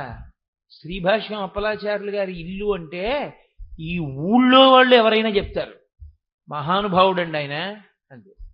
ఎవరు ఒక అరటిపళ్ళు అమ్మి అది జీవితం అంటే. నేను ఈ అరటిపళ్ళు ఆయనకే పట్టుకెళ్తున్నావు నన్ను, నాకు తెలిసి అప్పటికి ఆయన శరీరం వదిలేశారు. ఆవిడంది, మీరు అరటిపళ్ళు పట్టుకెడితే తినడానికి ఆయన లేరు ఇప్పుడు, మీరు ఎప్పుడు చూడలేదా అప్పలాచార్య స్వామి వారిని ఉన్నప్పుడు అంది. నేను తిన ఆవిడ ఏముంటుందో చూద్దామని, మేము ఎప్పుడు చూడలేదమ్మా, ఈ మధ్యన ఎవరో చెప్పారు ఒకసారి చూద్దామని వచ్చాం, ఆయన లేకపోవడమే అన్నాను. ఏం మనిషివా నువ్వు, ఇన్నాళ్ల నుంచి కాకినాడలో ఉన్నానంటున్నావు, నీకు అప్పలాచార్య స్వామి వారు తెలీదా? ఏమి జన్మ నీ జన్మ? మహానుభావుడు, ఎంతగా రామాయణాన్ని ప్రచారం చేసుకుని తరించిన వ్యక్తో తెలుసా? ఆయన శరీరం విడిచిపెడితే ఆయన ఇల్లు ఇదిగో 4 సందుల అవతలుంది, ఇక్కడి వరకు జనం నిలబడ్డారు ఆయన వెళ్ళిపోయిన రోజున. ఆయన శరీరం మామూలు కట్టెలలో కాలకూడదని ఇంటింటి నుంచి గంధపు చెక్కలు తెచ్చి గంధపు చెక్కల్లో కాల్చారు. అదే ఆయన జీవితం అంటే. మహానుభావుడే ఆయన అన్నాడు. నేనప్పుడు ఇంకా ఏమైనా అంటే తిడుతుందేమోనని, అమ్మా నాకు తెలుసమ్మా, ప్రాతస్మరణీయులు వారి వైభవం సామాన్య స్త్రీవి నువ్వు కూడా ఎంత గౌరవిస్తావన్నది విని ఆనందిద్దామని అడిగాను, అంతేనమ్మా నాకు తెలుసు అన్నాను. ఆవిడ ఎంతో సంతోషించింది. అంటే నేను మీతో ఎందుకు మనవి చేస్తున్నానంటే, మీరు ఎంత సంపాదించారన్నది కాదు, ఎలా సంపాదించారన్నది ప్రధానం. మీరు ఏవి అనుభవించారన్నది కాదు, మీరు ఎలా అనుభవించారన్నది ప్రధానం. ధర్మ వ్యతిరిక్తంగా భోగం అనుభవించిన వాడేమో, కానీ నొల్లుకునేది ఏముంటుంది చెప్పండి? శ్రీరామాయణం చూడండి, రాముడు చాలా కష్టాలు పడ్డాడు ధర్మం కోసం. రావణాసురుడు అధర్మాన్ని పట్టుకుని చాలా సుఖపడ్డాడు. చాలా సుఖపడిన రావణుడు, చాలా కష్టపడిన రాముడు యుద్ధభూమిలో నించుంటే దేవతలు ఋషులు కూడా ఆకాశంలో నిలబడి ఎవరు గెలవాలని కోరారు? రాముడు గెలవాలని కోరారు. రావణుడి 10 తలలు తెగి కింద పడిపోతే సొంత భార్య మండోదరి ఆడవలేదు. ఆవిడంది, నాలో లేని అందం ఏమి నీకు సీతమ్మలో కనపడిందిరా తుచ్చుడా, నీ కామానికి నువ్వు చచ్చిపోయావురా, రాముడి చేతిలో కాదు చచ్చిపోయింది, నువ్వు చచ్చిపోయావు బానే ఉంది. విభీషణుడు తలకరివి పెడతాడు, కష్టపడి కన్న కొడుకు ఇంద్రజిత్తుని చంపేశావు నీ కామానికి, రేపు నేను చచ్చిపోతే నాకు తలకరివి పుట్టే కొడుకుని మిగల్చకుండా చచ్చిపోయావు, దుర్మార్గుడా, నీలాంటి భర్తని పొందిన నేను అదృష్టహీనను అన్నాడు మహాపతివ్రత మండోదరి. ఎన్ని అనుభవించారన్నది కాదు, కొడుక్కి రామ పేరు పెట్టుకున్న వాళ్ళు కోట్ల మీద ఉన్నారు. రావణ పేరు పెట్టుకున్న వాళ్ళు ఒక్కడిని చూపించండి నాకు, ఉండడు. ఎవరికి కావాలి కాంచనలంకకు ఆధిపత్యం ఉంటే, ఎవరికి కావాలి అంత ఐశ్వర్యం ఉంటే, ఎవరికి కావాలి ఎంతమంది దిక్పాలకుల్ని శాసిస్తే, నువ్వెలా అనుభవించావన్నది ప్రధానం. నువ్వు ఎలా అనుభవించావన్నది ప్రధానం అయితే నువ్వు వేదం చెప్పినట్టు కర్మ చేశావా అన్నది ప్రధానం కదా. ఎలా అన్న ప్రశ్న వచ్చినప్పుడు సాధనము వేదప్రోక్తమే. నువ్వు వేదం ఎలా చెప్పిందో అలా బ్రతికావా? అలా బ్రతికి ఉంటే నీ జీవితం ధన్యం. అలా బ్రతకకపోతే నువ్వు ఎన్ని కర్మలు చేసినా, ఎన్ని భోగములు అనుభవించినా, ఎంత కూడబెట్టినా, ఎంత అధికారివైనా, ఎంత అందగాడివైనా లోక కంటకుడవు, నీ వలన ప్రయోజనం ఏమీ ఉండదు. అందుకని యోగః కర్మసు కౌశలం. ఈ యోగం చేసేటటువంటి వాడు ఎలా ఉండాలో చెప్తున్నారు గీతాచార్యుడు. యోగస్థకురు కర్మాణి సంగం త్యక్త్వా ధనంజయ. చిత్తశుద్ధి కలగడానికి ఓ అర్జున నువ్వేం చేయవలసి ఉంటుందో తెలుసా? నువ్వు వేదం ఏం చెప్పిందో అది చేస్తూ ఉండు, కర్మ చేస్తూ ఉండు. కానీ నీవు కర్మ చేసినప్పుడు ఫలితమును అపేక్షించవద్దు, కర్మ ఒక్కటే చేస్తూ వెళ్ళు. ఇది చెప్పినంత తేలిక మాత్రం కాదు సుమండి, చాలా సాధన అవసరం అవుతుంది. ఎందుకంటే మనం ఎప్పుడూ కూడా కర్మ చేస్తే ఫలితాన్ని అపేక్షించకుండా కర్మ చెయ్యనటువంటి స్థితికి నిలబడిపోతాం. ఎందుకంటే కామ్య కర్మకి అలవాటు పడిపోతుంది జీవితం. కోట్ల జన్మలుగా వచ్చినటువంటి బుద్ధి లోపం ఇది. ఏది చెయ్యండి, దీనివల్ల ఏమొస్తుంది అని వెంటనే ఒక ఆలోచన. పూజ చేశాడు, ఈ పూజ చేశాను కాబట్టి నాకేదో కలిసి రావాలి. లేదా పూజ కొరకు చెయ్యడు. దేని కొరకు చేస్తాడంటే ఫలితం కొరకు పూజ చేస్తాడు. మా అమ్మాయి పెళ్లికి ఏం చేయనండి అంటాడు. నువ్వు ఇప్పటివరకు భక్తిగా ఉంటే మీ అమ్మాయి పెళ్లికి ఏం చేయాలని నన్ను అడగక్కర్లేదు. మగ పెళ్లి వారు అడిగొచ్చి నీ కూతుర్ని చేసుకుని ఉండేవాడు. నువ్వు అడగవలసిన అవసరం ఎందుకు వచ్చిందంటే ఈ బుద్ధి నీలో ఉండిపోబట్టే. ఏం చేస్తే ఈశ్వరుడు ఇస్తాడని. నీ ఇంటి పాలేరు. నీకెప్పుడు అవసరం వస్తే అప్పుడు ఆయన పలుకుతూ ఉండాలి. నువ్వు పేపర్ ఎందుకు చదువుతావు? పేపర్లో చావు వార్తున్నా చదువుతావు, పేపర్లో శుభవార్తున్నా చదువుతావు. టెండూల్కర్ డకౌట్ అయిపోయినా చదువుతావు, టెండూల్కర్ డబల్ సెంచరీ కొట్టినా చదువుతావు. ఉద్యమాలు వచ్చి రాష్ట్రం అంతా కాలిపోతున్నా చదువుతావు, రాష్ట్రం అంతా సస్యశ్యామలంగా ఉన్నా చదువుతావు. పేపర్ చదవడం ఎందుకు? విషయం గ్రహించడానికి, అంతే. అలా కాఫీ ఎందుకు తాగుతావు? తాగకుండా ఉండలేక తాగుతావు. అన్నం ఎందుకు తింటావు? తినకుండా ఉండలేక తింటావు. భార్యను ఎందుకు ప్రేమిస్తావు? ప్రేమించకుండా ఉండలేక ప్రేమిస్తావు. పూజ ఎందుకు చేస్తావు? చేయకుండా ఉండలేక చేస్తాను అను. అలా అనగలవా? ఎందుకంటే పూజ రోజును అన్నారనుకోండి, అలా ఉండలేనండి నేను చేయకుండా. ఈ ఊపిరించిన వాడు నిన్నొక్కరోజు పొద్దున్నిళ్ళో పువ్వు వేస్తే ఇప్పటి వరకు ఊపిరించాడు కాబట్టి మీరు వచ్చి మాట్లాడారు. వాడికి వెయ్యొద్దండి పువ్వు, నేను వాడికి పూజ చెయ్యొద్దండి, వాడికి పూజ చేయకుండా నేను ఉండలేను అని మీరు అన్నారనుకోండి, అది సాత్విక కర్మ. కామ్యకర్మ కింద మనం ఎందుకు మార్చుకుంటామంటే అలా అలవాటు చేసేసుకున్నాం. ఎప్పుడూ ఉన్నది ఉండడానికి, కొత్తది రావడానికి, ఉన్నది పోకుండా ఉండడానికి ఈశ్వరుడు. అప్పుడు కర్మలన్నీ కామ్యములవుతాయి. కామ్యకర్మ కాకుండా ఉండాలి అంటే ఈశ్వరుడు చెప్పాడు, నేను చేస్తున్నాను, సంగము లేదు. దీనివల్ల ఏమొస్తుంది ఏం పోతుంది నాకు అనవసరం. మీరు చూడండి, బ్యాంకులో క్యాషియర్ అని ఒక ఆయన ఉంటాడు. ఆయన్ని తీసుకెళ్లి చెస్ట్ దగ్గర ఓ సంతకం పెట్టించుకుని ఓ 10 లక్షలు ఇస్తారు. ఆయన వెంటనే ఇంటికి ఫోన్ చేసి, ఏమో మనకు 10 లక్షలు వచ్చాయి, ఏం చెయ్యాలో ఆలోచించు అంటాడా? 10 లక్షలు వచ్చినా నాది కాదు, తీసుకెళ్లి కౌంటర్లో పెట్టి కూర్చుంటాడు. ఓ విత్డ్రాయల్ ఫామ్ ఇచ్చారనుకోండి, ఉందా? ఇంతకుముందు ఖాతాలో చూస్తాడు, ఉంది. అయ్యో వీడికి ఇలా పెడపెడలాడే నోట్లు ఇచ్చేయడమా అని బాధే ఉండదు, ఇచ్చేస్తాడు. ఇంకోడు కట్టాడు, అయ్యా ఇంతమంది పట్టుకుపోయారండి వాళ్ళ, మీరు ఒక్కరేనయ్యా స్వామి, 25,000 తీసుకొచ్చి బ్యాంకులో కట్టారు, ఉండండి కాఫీ ఇప్పిస్తానంటాడా?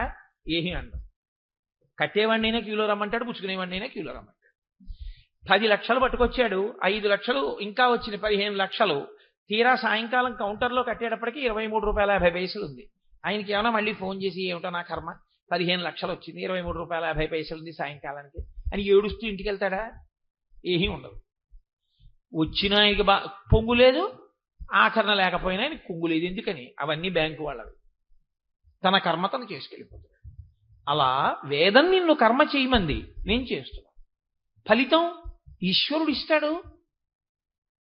ఇవ్వకపోతే ఎందుకు ఇవ్వలేదు వదిలిపెట్టేయి. అది భక్తి అన్న మాటకు అర్థం. ఇక్కడ మీరు ఏమి అంగీకరించవలసి ఉంటుందంటే ఈశ్వరుడున్నాడు అన్న మాట అంగీకరించవలసి ఉంటుంది.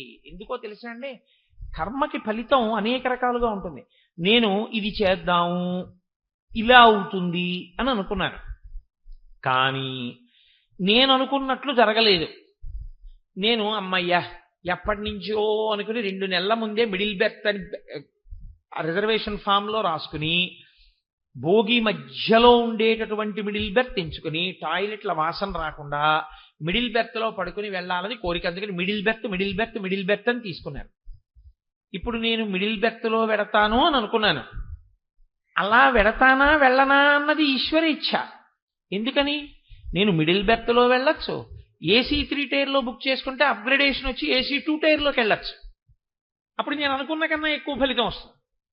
ఒకచో తీరా నేను వెళ్ళిన తర్వాత బోలెడంతమంది వృద్ధులు మిగిలిన 7 బెర్తుల వాళ్ళు వచ్చి, బాబు మేము ఆ అప్పరు ఎక్కలేము నాయన, ఆ మిడిలు మేము అసలు లోయర్లో తప్ప మిడిలే ఎక్కలేము, అప్పరు ఎక్కలేము, ఏమనుకోక నాయన, ఆ పక్కన ఉన్న అప్పర్లన్నీ మాకు వచ్చాయి, ఇదిగో మిగిలిన వాళ్ళందరూ పెడతాను, నువ్వు సర్దుకో, ఒంట్లో ఓపిక ఉన్నవాడివి కదా, ఏదో ఎలాగో అలా ఎక్కి దాని మీద పడుకుంటాం అన్నాడు. ఇప్పుడు నీ కళలేమయ్యాయి?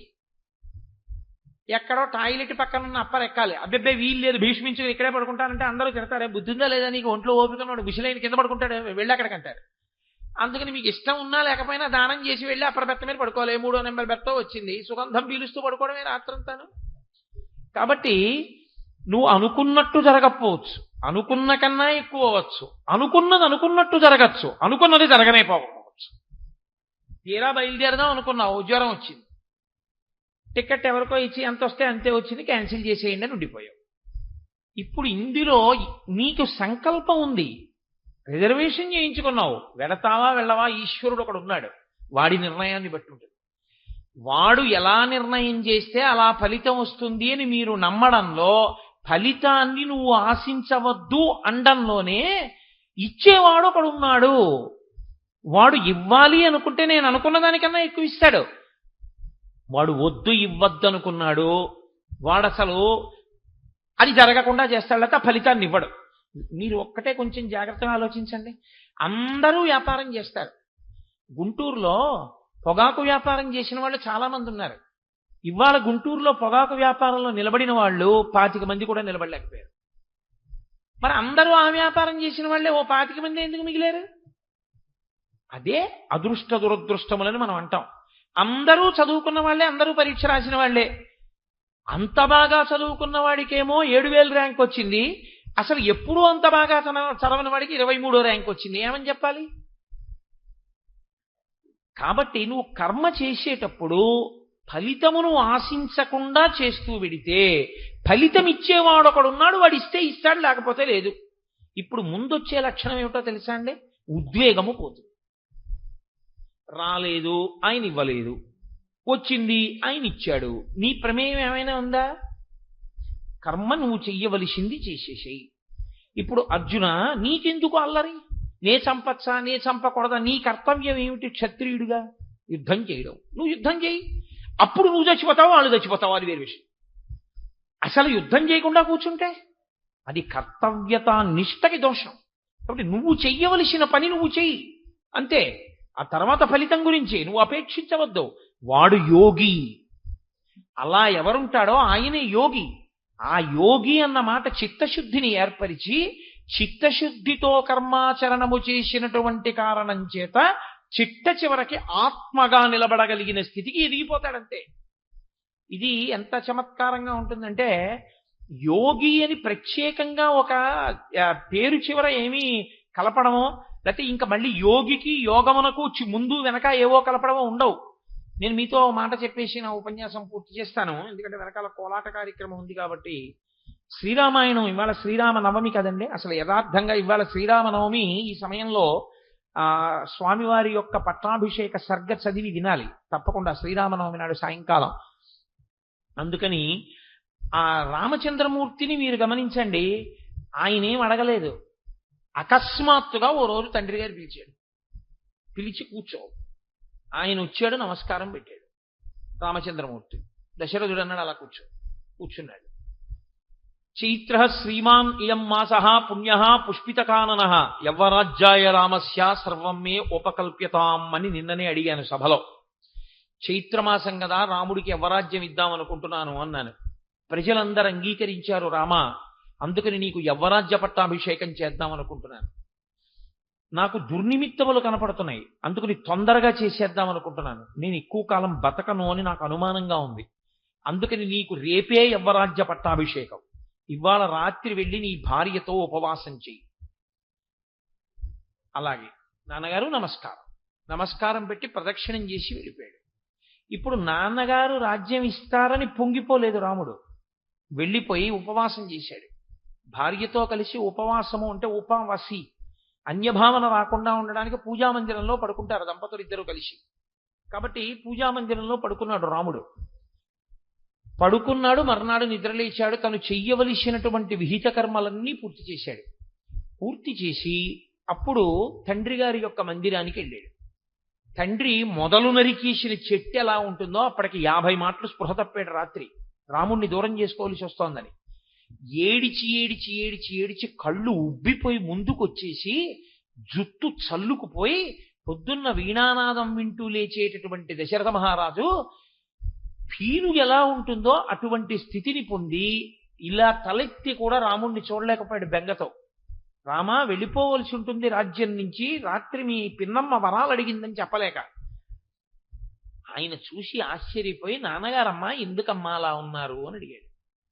ఆవిడంది నవపంచచ వర్షాణి దండకారణ్యమాశ్రిత చీరాజిన జటాధారి రామో భవతు తాపస అభిషేక సమారంభో రాఘవస్యోపకల్ప్యతాం అనేనైవాభిషేకేన భరతో మిభిషిచ్యతాం. నాయనా, నువ్వు 14 ఏళ్ళు అరణ్యవాసం చెయ్యాలి, ఇదే ముహూర్తానికి భరతుడికి పట్టాభిషేకం చెయ్యాలని అడిగాను. మీ నాన్న నాకు మాట ఇచ్చాడు, కానీ నువ్వు ఒప్పుకుంటావో ఒప్పుకోవో అని బెంగబెట్టుకుని అలా ఉన్నాడు. నువ్వు తొందరగా వెళ్ళిపోతే తను స్నానం చేసి అన్నం తింటట్టు లేకపోతే తినట్టని చెప్పి రాముడు అన్నాడు.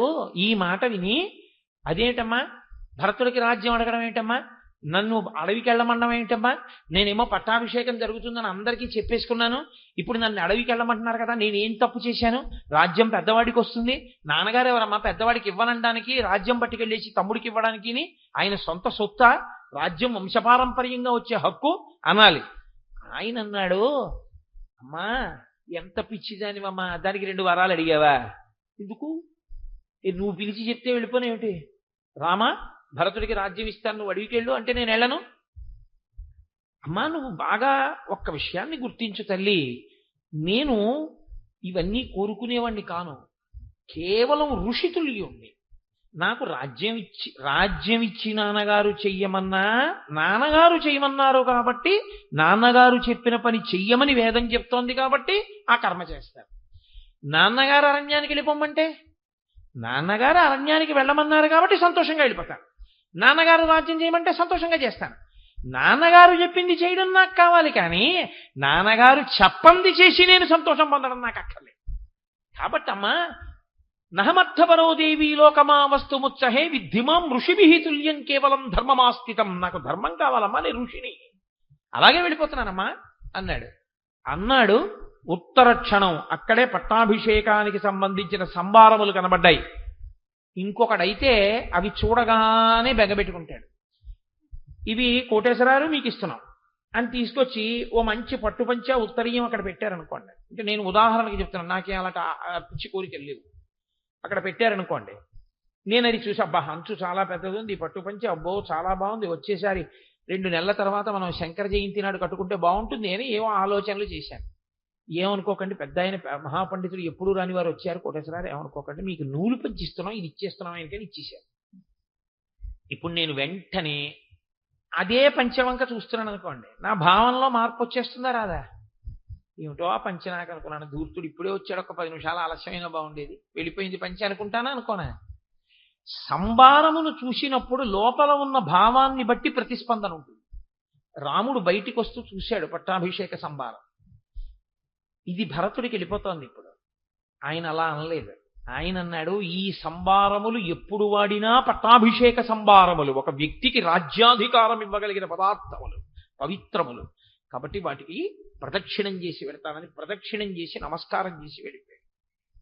అంటే లోపల కోరికేం లేదనడానికి అదే ఆయన యొక్క నడవడి.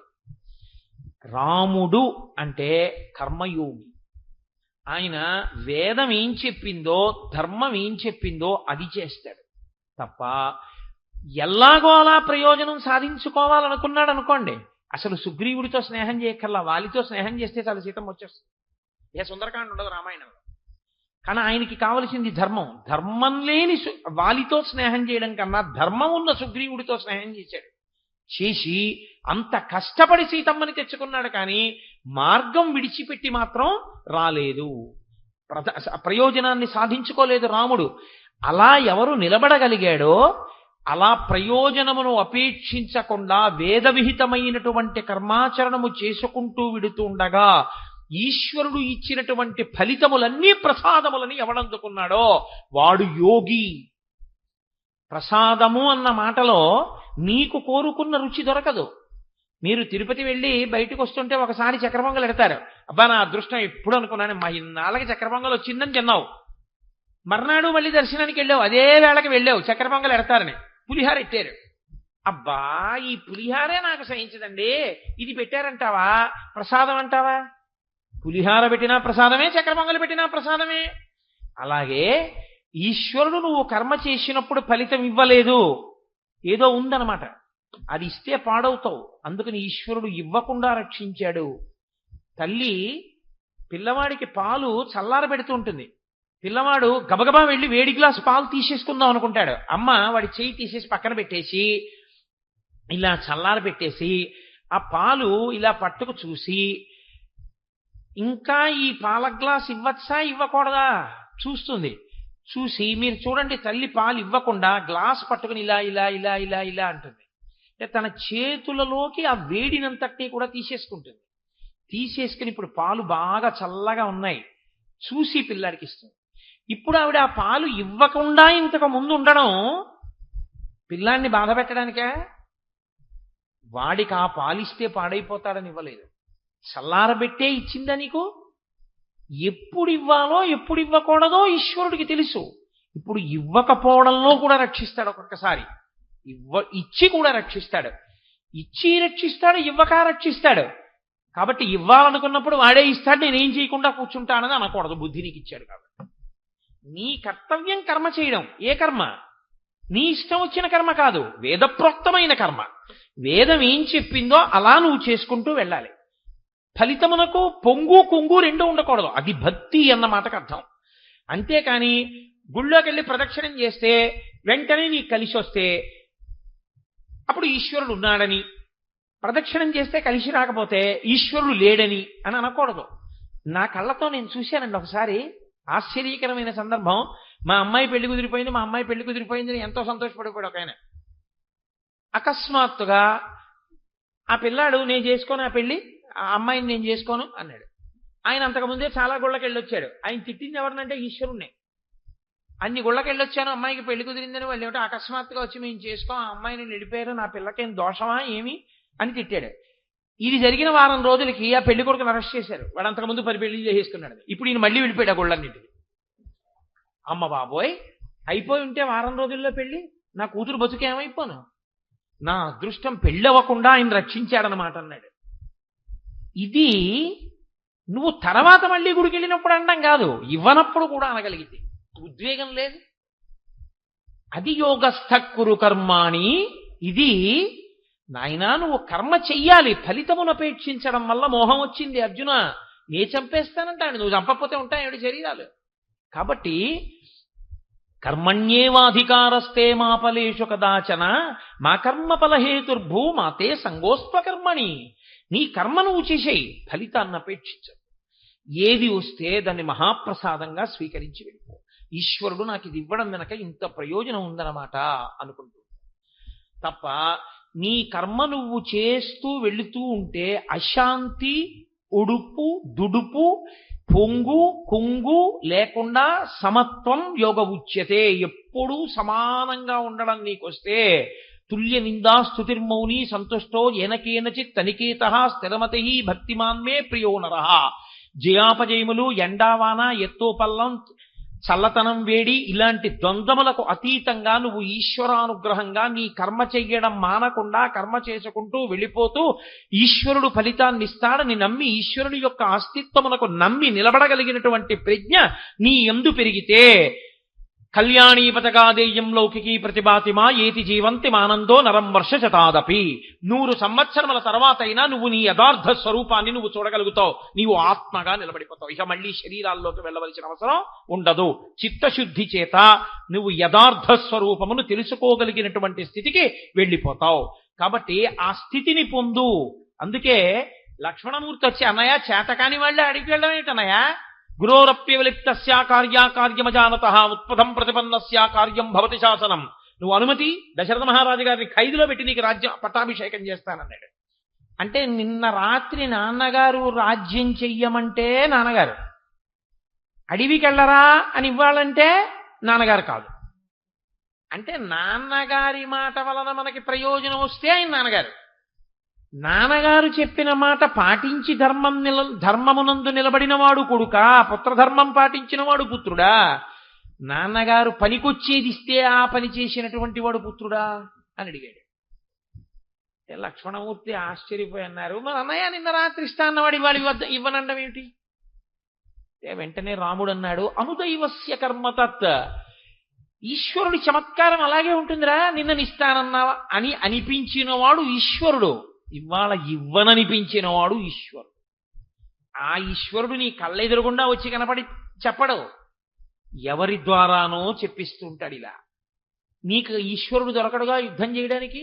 దశరథుణ్ణి ఖైదు చేస్తే తండ్రి పట్ల ప్రవర్తించవలసిన మర్యాద యందు వైక్లభ్యం పొందిన పాపాన్ని మూట కట్టుకుంటావు కానీ నువ్వు కొడుకుగా నువ్వు చెయ్యవలసిన కర్తవ్యం నువ్వెక్కడ చేసావు ప్రయోజనాన్ని కోరకుండా? నిన్న రాత్రి నాన్నగారు రాజ్యం చేయమన్నారు, చేస్తాను. ఇవాళ నాన్నగారు అడవికి వెళ్ళమన్నారు, వెళ్ళిపోతాను. ఫలితంతో నాకు సంబంధం లేదు. కొడుకుగా నా ధర్మం నేను చేశానా లేదా? ఇది యోగ కర్మసు కౌశలం సమత్వం యోగ ఉచ్యతే. ఫలితము మీద ఎక్కువగా దృష్టి పెట్టవద్దు. అయితే ఒక్కటి మాత్రం నిజం, కోటేశ్వరరావు గారు మీరు ఇంత నోరు కొట్టుకు చెప్పారు కదా, మీరు ఇలా ఉండగలరా జీవితంలో? నేను మీతో పరమ సత్యం చెప్తున్నాను, నేను ఉండలేను. మరి ఎందుకు చెప్పావు ఈ మాటలు మాకు? నేను కూడా సాధకుడను, కానీ నేను గీత చదువుకున్నాను, గీత వ్యాఖ్యానములు చదువుకున్నాను, శాస్త్రం మీద ఈశ్వరుడి మీద నమ్మకం ఉంది కాబట్టి సాధన చేస్తూ ఉంటాను. ఓ ఇది ఇవ్వకపోవడంలో ఏదో ప్రయోజనం ఉందన్నమాట, ఇది ఇవ్వడంలో ఏదో ప్రయోజనం ఉందన్నమాట. సాధారణంగా నేను ఉపన్యాసానికి వస్తాను అని మాట ఇచ్చిన తరువాత నేను ఉపన్యాసానికి రావడం మానేసినటువంటి సందర్భాలు పరమేశ్వరుడి అనుగ్రహంతో నా జీవితంలో ఇప్పటి వరకు ఎప్పుడూ లేదు. 2-3 సందర్భాల్లో మాత్రం నేను వెళ్ళకపోవడం జరిగింది. అది దేనివల్ల? నా నిర్లక్ష్యం వల్ల కాదు. నేను యథార్థం మనవి చేస్తున్నా. నాకు ఒకప్పుడు 104 జ్వరం వచ్చి టైఫాయిడ్ వచ్చినప్పుడు కూడా నేను వెళ్ళి అనపర్తిల్లి ఉపన్యాసం చెప్పాను. నా ఒంట్లో ఊపిరి ఉన్నంతసేపు నా మాట నిలబెట్టుకునే ప్రయత్నం చేద్దాం, ప్రార్థనా శ్లోకం చెప్పి వెళ్ళిపోదాం. అయ్యా కూర్చోలేనండి, ఒళ్ళు వేడిగా ఉందండి అని చెప్పి. ఇదే అనపర్తి తప్పనిసరి పరిస్థితుల్లో వెళ్ళవలసి వస్తే వెడతానా వెళ్ళనా అంతర్జనంలో, ఉపన్యాసానికి మాత్రం ఎందుకు మానేయాలి నా కర్తవ్యంలో అని నేను వెళ్ళాను. సాక్షాత్తుగా నా పెద్ద తండ్రి కొడుకు నా అన్నయ్యే శరీరం విడిచిపెట్టి నాకు అశౌచం వస్తే నేను దేవాలయంలోకి వెళ్ళి కూర్చుని ప్రసంగం ఎలా చేస్తాను? నేను చెయ్యలేను. అప్పుడు నేను వెళ్ళలేదు, ఈ మధ్యనే వెళ్ళలేదు అలా ఓ ప్రసంగానికి. నేను అప్పుడు నేను అనుకున్నాను, ఈశ్వరుడు ఎప్పుడూ నేను ఇచ్చిన మాట నిలబెట్టుకునేటట్టు చేశాడు, అటువంటి ఈశ్వరుడు నా మాట నిలబడకుండా చేశాడు, ఒక్కరోజే చెప్పేటట్టు చేశాడు. దీని వెనక ఏదో ఉందన్నమాట అనుకున్నాను. దాని వెనక ఏముందో నాకు అర్థం అయ్యుండొచ్చు, అర్థం అవ్వకపోవచ్చు, అది సభాముఖంగా చెప్పేది కావచ్చు, కాకపోవచ్చు. కానీ అప్పుడు కూడా నేను ఈశ్వరుడికి నమస్కారమే చేశాను. ఎందుకో తెలుసా అండి? అలా చెయ్యాలి సుమా అని గీత చెప్తోంది మనకి తప్ప, ఇవాళ నేను ఒక రోజు ఉపన్యాసం చెప్పడానికి ప్రతిబంధకం వచ్చేసిందని నేను ఈశ్వరుణ్ణి తిట్టకూడదు. ఎందుకు ఈశ్వరుడు బహుశః నన్ను వెళ్లకుండా చేశాడో అనుకున్నాను. నిజంగానే నాకు ఒక అద్భుతం తర్వాత తెలిసింది. నేను ఒక్కరోజు ఉపన్యాసం చెప్తే తర్వాత మిగిలిన రోజులు నేను వెళ్ళకూడదు కాబట్టి ఏ పండితుడు లభించకపోతే నేను మా గురువు గారిని ప్రార్థన చేస్తే నీ మాట నిలబడాలి కాబట్టి నాయనా నేను వచ్చి చెప్తానని మా గురువు గారు కూర్చొని చెప్పారు. గురువు గారు పక్క సందులోకి వచ్చి ఉపన్యాసం చెప్తుంటే నేను ఇంట్లో కూర్చోకూడదు దోషమని, మైలతో ఉండి సభలోకి వెళ్ళకూడదని దూరంగా సందులో ఓ ఇంటి ముందు అరుగు దగ్గర ఓ కుర్చీ వేయించి కూర్చున్నాను. మా మోహన్ రావు గారే తీసుకొచ్చి వేశారు. ఓ ప్లాస్టిక్ కుర్చీలో కూర్చుని వినేవాడిని, గురువు గారి మీద గౌరవం, వినకుండా ఉండకూడదు. నాకు ఆ తర్వాత అర్థమైంది, నేను ఆ సమయమునందు గురువు గారు చెప్తుండగా రామ సంబంధమైన విషయం వినడం నాకు జాతకరీత్యా చాలా మంచి విషయము అని. ఓ ఈశ్వరుడు నువ్వు చెప్పడం కాదు, నీకు జాతకంలో ఒక గొప్ప ప్రయోజనం సిద్ధించడానికి నువ్వు గురుముఖతః రామాయణాన్ని కొన్ని రోజులు వినవలసి ఉంది. ఇది నేను ఒక్కనాటికి ఇవాళ ఉన్న పరిస్థితుల్లో గురువుగారి దగ్గరికి వారం రోజులు వెళ్ళి కూర్చుని గురువుగారు రామాయణం చెప్పండి అని అడుగుతానా? అడగను. కానీ ఇలాంటి పరిస్థితిని కల్పించి గురువుగారు తప్ప అన్యులు రాని స్థితిని కల్పించి గురువుగారు వచ్చేట్టు చేసి గురువుగారు చెప్తుంటే నేను కూర్చుని వినేటట్టు చేసి నాకు ఒక పెద్ద ప్రయోజనాన్ని ఈశ్వరుడు కల్పించాడు. చూశారు, ఒక్కొక్కసారి మన మాట నిలబెట్టుకోలేకపోవడంలో, అలా అని అన్ని కాలముల యందు అబద్ధమాడి కాదు, అది యోగ కర్మసు కౌశలం. మీతోనే మనవి చేశా, వేదప్రోక్తమైనటువంటి విధి విధానమై ఉండాలి. అశౌచమునందు ఉపన్యాసానికి గుళ్ళోకి వెళ్ళకూడదు కాబట్టి వెళ్ళలేదు, అంతేగాని వంకపెట్టి ఉపన్యాసం మానేయకూడదు. అది గీత చదువుకోవడం వల్ల నేను కొంత సాధన చెయ్యగలుగుతున్నానా లేదా? నేను ఉద్వేగాన్ని పొందకుండా ప్రశాంతంగా ఉండగలిగానా లేదా? నేను హాయిగా వెళ్ళి మా గురువుగారు చెప్తుంటే విని సంతోషించానా లేదా? ఇది ఏమీ చేత కాని నాలాంటి వాడికే ఒక్క శ్లోకం అర్థమైతే ఇంత ప్రయోజనం వస్తే 18 అధ్యాయాల భగవద్గీత జీర్ణమైతే మీరు ఆత్మగా నిలబడగలిగినటువంటి స్థితిని పొందుతారంటే మీకు ఎందుకు కష్టం అవ్వాలి? కాబట్టి చిత్తశుద్ధి కలిగి ఆత్మ స్థితిని పొందాలి అంటే, తన యథార్థ స్వరూపము గోచరము కావాలంటే భగవద్గీత పఠించి తీరాలి. అందుకే శంకర భగవత్పాదులు భగవద్గీత కించిదీత గంగాజలలవ కణికాపీత సకృదపియేన మురారి సమర్చ క్రియతే తస్య యమేన నచర్చ అన్నారు. ఎవరైతే ప్రతిరోజు భగవద్గీతలో కొన్ని శ్లోకాలైనా చదువుకుంటారో, భగవద్గీత కించిదీత గంగాజలలవ కణికాపీత, గంగాజలాన్ని కొంచెమైనా తాగుతారో, సకృదపియేన మురారి సమర్చ, విష్ణు భగవానుణ్ణి ప్రతిరోజు కనీసం 12 నామాలతో కేశవ నారాయణ గోవింద మాధవ మొదలైన నామాలతో అర్చన చేస్తాడో, అటువంటి వాడికి క్రియతే తస్య యమేన నచర్చ, యమునితో చర్చ లేదు. యమునితో చర్చ అంటే ఏమిటి? ఆయన వచ్చే టైం అయిపోయింది అండం, నేను రానండం, ఆయన బలవంతంగా పట్టుకుపోవడం ఏమి ఉండవు. అంటే యమదర్శనం ఉండదు. యమదర్శనం ఉండదంటే నువ్వు సాక్షిగా శరీరాన్ని చూస్తూ దోసపండు ముచిక నుంచి విడివిడినంత తేలికగా త్రయంబకం యజామహే సుగంధిం పుష్టివర్ధనం ఉర్వారుకమివ వంధనాన్ మృత్యోర్ముక్షీయమామృతాత్తని ఊర్ధ్వముఖ చలనం చేసి బ్రహ్మస్థానంలోంచి నిర్గమించి ఈశ్వరుడిలో కలిసిపోయి దేహాన్ని సాక్షిగా చూడగలిగినటువంటి ప్రజ్ఞ ఇప్పుడే ఇక్కడే సిద్ధిస్తుంది. అందుకే గీత అంతా విన్న అర్జునుడు నష్టో మోహ స్మృతిర్లబ్ధ, నా అజ్ఞానం పోయి ఏది తెలియాలో అది తెలిసింది కృష్ణ అన్నాడు. కాబట్టి అంత పరమపావనమైనటువంటి భగవద్గీత, ఆ భగవద్గీత అలా వినపడుతుంటే చాలు. వీడు ఎక్కడో తిరుగుతుంటాడు ఇలా కాకినాడలో, వీడిని తీసుకొచ్చి భగవద్గీత చెప్పరా అంటే ఏదో సాయంకాలం అటు ఇటు పోకుండా వచ్చి కూర్చుని కాసేపు కుదురుగా భగవంతుడి గురించి చెప్పుకుని తరిస్తాడు. కాబట్టి వీడిని తీసుకొచ్చి కట్టి పడేయడానికి మార్గం ఇదొకటే. వీడికి ఉన్న చాపల్యం అది, వినరా అంటే వినడు, చెప్పరా అంటే కూర్చుంటాడు. అందుకని చెప్పరా అని తీసుకొచ్చి కాసేపు ఇక్కడ పడేస్తే ఏదో భగవద్గీత చెప్పుకుని తరిస్తాడు. ఇంత గొప్ప ఉత్సవాల్లో వీడు పాల్గొన్నాడు, వీడు ఏదో సేవ చేశాడన్న పుణ్యాన్ని కట్టపెట్టి వీడిని ఉద్ధరిద్దామని నా యందు అపారమైనటువంటి కృప వహించి సుబ్బారావు గారు నన్ను తీసుకొచ్చి ఇక్కడ కూర్చోపెట్టి నా చేత వారం రోజుల పాటు భగవద్గీత గురించి చెప్పాడు అన్న మర్యాద నాకు కట్టపెట్టి, ఇంత గొప్ప ఉత్సవంలో నేను కూడా నా శరీరము, నా మనస్సు, నా వాక్కుతో నేను చెయ్యగలిగినటువంటి సేవ చేసుకున్నానన్న ఒక గొప్ప తృప్తిని నాకు మిగల్చారు. ఇంకా ఇంతకన్నా సన్మానం ఏముంటుంది, ఇంతకన్నా సత్కారం ఏముంటుంది? ఏది మనసుకు పొంగో అది సత్కారం.